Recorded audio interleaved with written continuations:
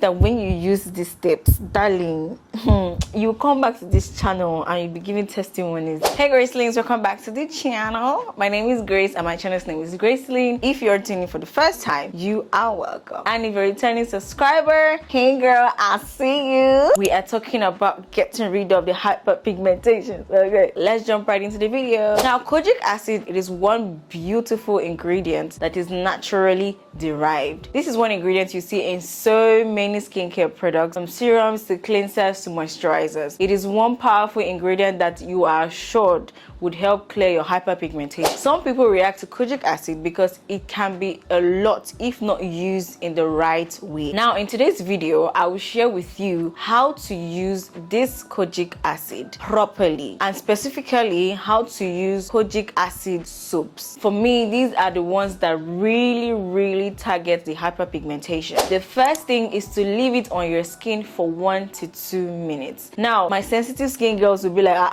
what's going on? But darling, this is very important. This gives the kojic acid enough time to penetrate through your pores. One thing about kojic acid is that it ensures that there's decreased excessive production of melanin. So when you allow it sit for 1 to 2 minutes, it's able to go deeper into your pores, and secondly, the dark spots get faded. The second thing is to ensure that you are moisturizing. Now, you cannot be using kojic acid and you wouldn't moisturize. Let me tell you why. When you leave kojic acid on your skin, it is very drying, and everybody that has used kojic acid can attest to the fact that kojic acid is very drying. So if you don't moisturize your skin, you're going to dry out your skin. Your skin becomes flaky, and when your skin becomes flaky, you scratch it, it gets rough, and you're gonna have dark spots all over again. So for me, there are good ingredients to look out for when you're using kojic acid. Things like niacinamide, hyaluronic acid. These two ingredients are great powerhouses in ensuring that your skin stays hydrated even as you're using kojic acid. The third thing is, do not use it under your eyes. Now, for whatever reason, kojic acid is not the best ingredient to incorporate as an under eye ingredient. This is because of how powerful it is and how drying it is. If you don't want under eye darkness and under eye deepening, avoid using kojic acid under your eyes. When you're applying the soap, you apply it to your T-zones, cut across here and every other part of your face, but avoid your under eye. This is because the under eye skin is a lot thinner than other parts of your face. This is just the anatomy of the body. Now, if you're looking for a product to help brighten your under eyes, do have to check this video. There is a product that works magic and it does excellent work in terms of just rejuvenating your under eyes. The next thing is,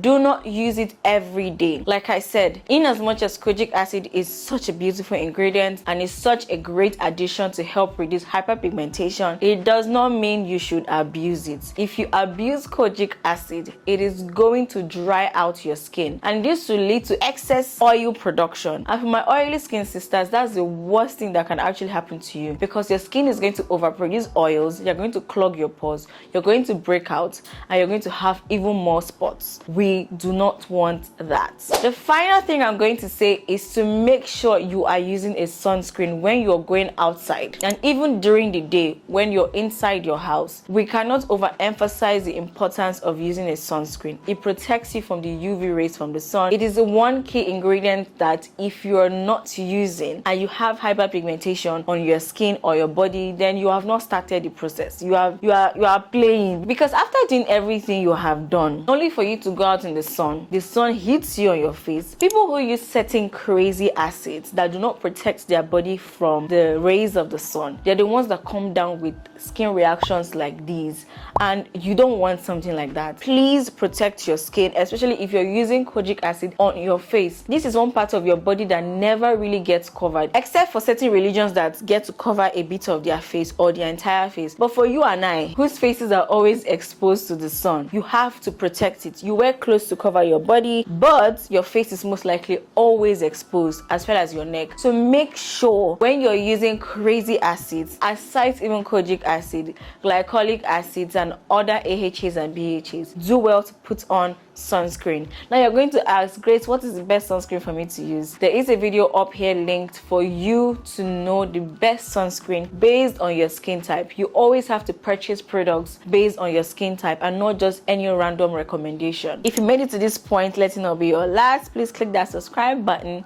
Thank you. So Gracelings, we've come to the end of this video. I hope this video helped you understand how to use kojic acid. It's a promise that when you use these tips, darling, you come back to this channel and you'll be giving testimonies, okay? Don't forget to like, comment, and subscribe. Everything I have mentioned will be linked in the description box below. Everything I mention in every video is always linked in the description box, and a link where you can purchase the original so you don't go out there purchasing weird things. Till I come your way next time, don't forget to like, comment, and subscribe, and I'll see you in my next one. Bye.